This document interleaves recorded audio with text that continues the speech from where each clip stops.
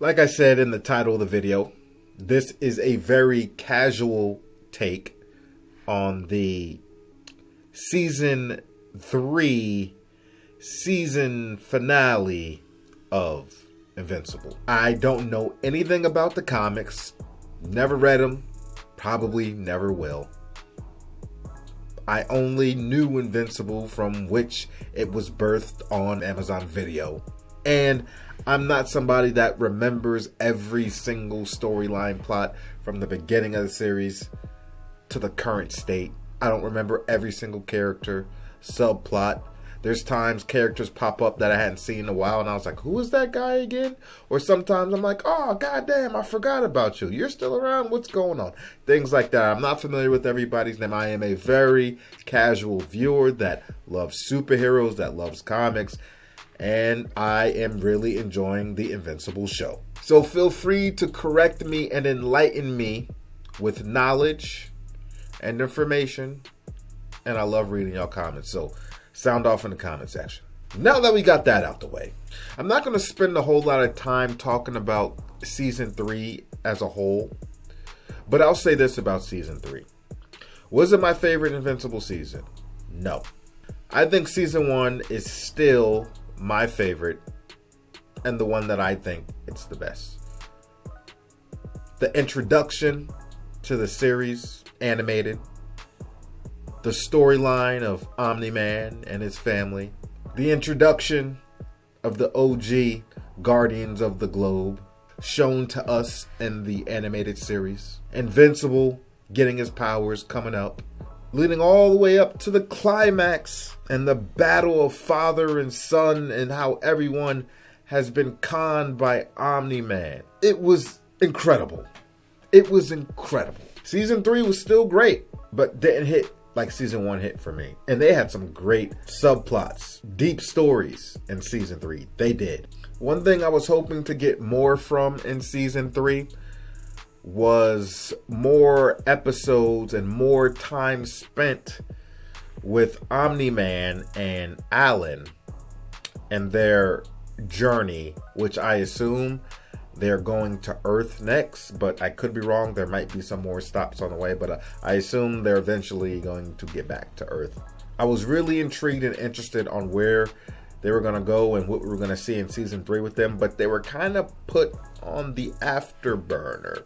They were kind of shoved to the side for the main Invincible story and all the subplots on Earth. So that part I was disappointed with. I thought at least in the final episode they'd come back to Omni-Man and Alan, but they really didn't. So that part disappointed me. I'm assuming they're following a lot of the beats and strides of the comic book. I can only make that assumption.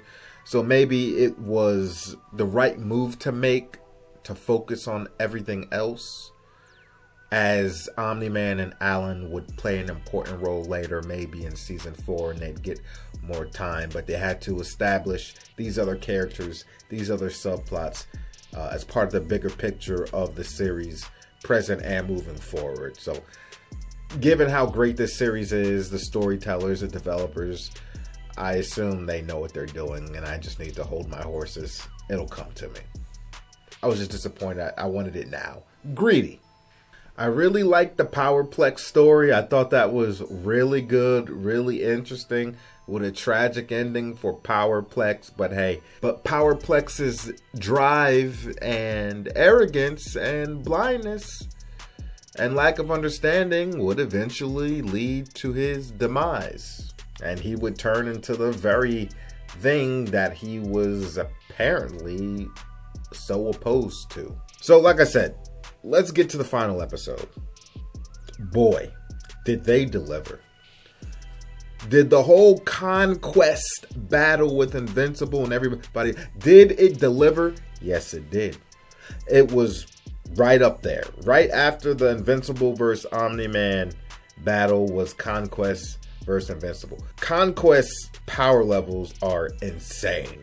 Absolutely insane. Like, he could have killed Invincible if he wasn't playing with his food, if he wasn't being so arrogant, if he would have just went down there to handle business and get the hell off Earth. He could have murdered Invincible in a minute. That's how many leagues above Invincible he was in combat and power levels. Conquest was downright terrifying, downright scary. He was stronger than even Omni-Man. Now, given Alan's strength against Viltrumites, I'm not sure. I need to see more of what Alan can do in a serious battle. But even he was toying with other Viltrumites when he was in captivity. So, I don't know. You guys let me know in the comment section. But I think Alan could probably take Conquest. But that's just off a small sample size. And me really not knowing much about the lore outside of the episodes. But let me know in the comment section. That scene where he just had a grapple on Invincible and just flying him through the city at ridiculous speeds and murdering, destroying, decimating, dismembering, exploding hundreds of civilians in his wake was just nuts. I was like, really? Just wiping them out like that, like splattering bugs on a windshield in the middle of the backcountry. It was ridiculous. That battle was crazy. And I'm sitting here watching him just break the bones and snap the limbs of Invincible. And Invincible, boy, that kid got heart. Boy, that kid got drive. He just wouldn't give in. He was looking like Deadpool after he was throwing shots at Colossus in the first movie. Deadpool was out here like this. That's how Invincible was fighting.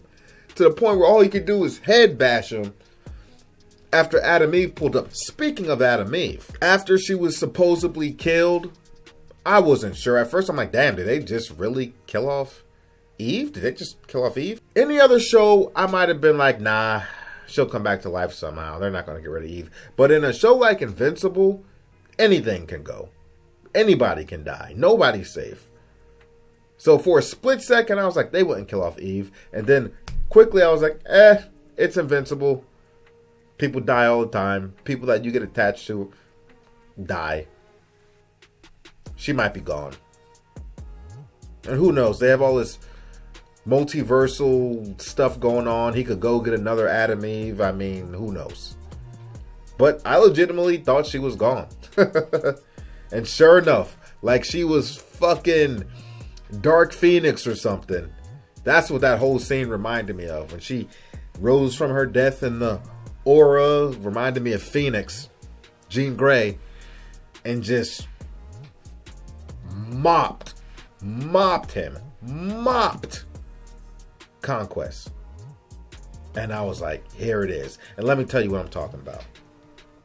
Because for the longest in the series, given Adam Eve's abilities to manipulate matter, I always thought to myself, how is she this weak? Not calling her just a straight up weak superhero, but giving her abilities. I'm like, this girl should be OP as hell. She should be the strongest of the bunch. But she was never portrayed that way.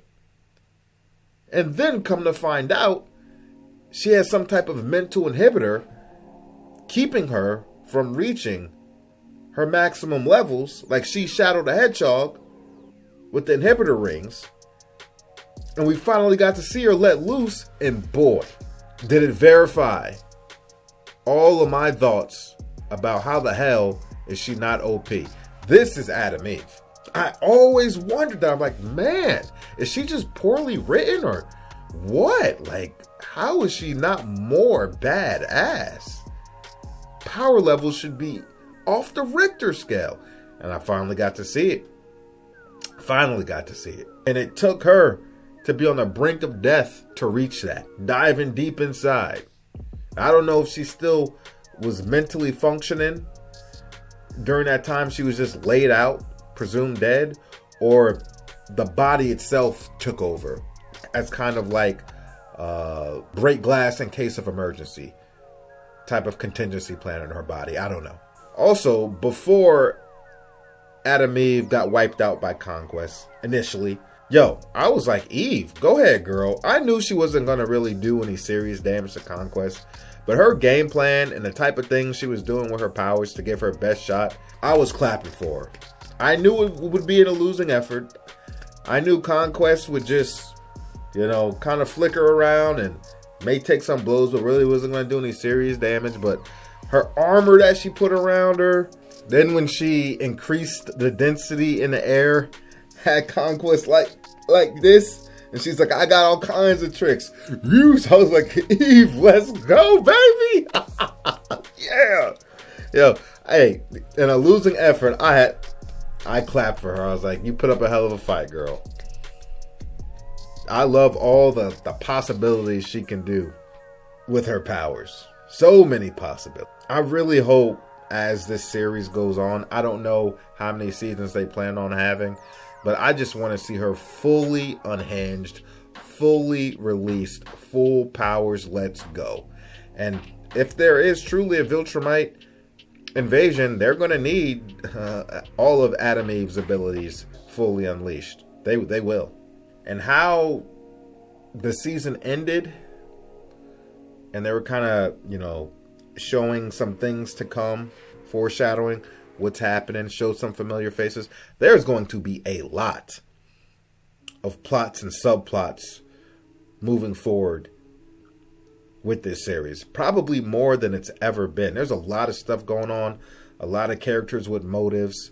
So it's going to be interesting. I got to give these guys a lot of credit for juggling all these subplots and executing them without a hitch. It's been smooth. So I'm looking forward to where everything goes from here. It's going to be great. And by the way, Cecil is a goddamn idiot for not destroying Conquest's body. This is not going to end up... This is not going to end up well. Conquest is going to wake up, and if he thinks whatever bondage device he has Conquest in is going to stop that guy from breaking out, he is wrong. He is crazy. Have you seen this guy's power levels? Whatever contraption you got Conquest in, do you really think that's going to stop that guy from escaping? Cecil, you idiot. You idiot. You want to extract more information from him about the Viltrumites? Do you really think that guy is going to give you information about the Viltrumites? Really? He's the type of guy to hit you with some Hell Hydra shit and kill himself before he gives you any type of information, if that's his only choice.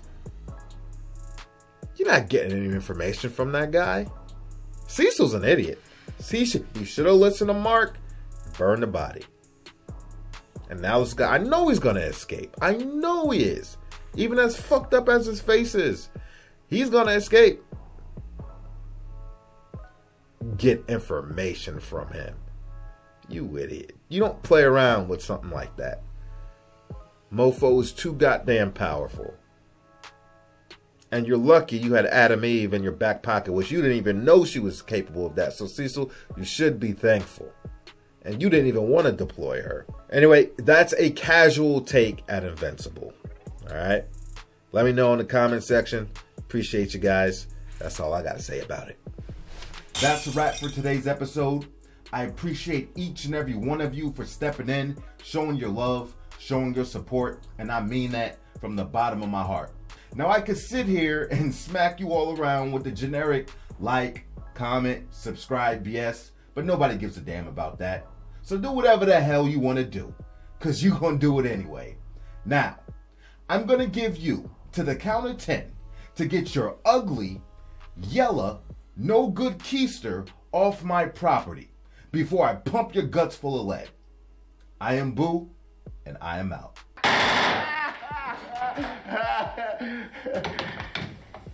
Keep the change, you filthy animal.